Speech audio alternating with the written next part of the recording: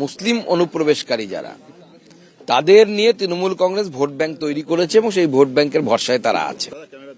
আজকে তৃণমূল কংগ্রেসের একজন বর্ষিয়ান নেতা সেটা ক্যামেরার সামনে স্বীকার করেছে। এতে অসুবিধার কি আছে? আমি তো দেখতে পাচ্ছি নতুন কিছু কথা তো বলেননি। কিন্তু বাঙালি হিন্দু যারা বাংলাদেশ থেকে এসেছে, অর্থাৎ যারা উদ্বাস্তু, তাদের জন্য কিন্তু তৃণমূল কংগ্রেস নেই। কারণ তৃণমূল কংগ্রেস বরঞ্চ তাদেরকে উদ্ভ্রান্ত করেছে। মমতা বন্দ্যোপাধ্যায় তাদেরকে বিপথে চালু করেছে। কারণ মমতা বন্দ্যোপাধ্যায় মঞ্চ থেকে বলেছিলেন সিএতে আপনারা কেউ অ্যাপ্লাই করবেন না, কারণ আপনারা সবাই নাগরিক।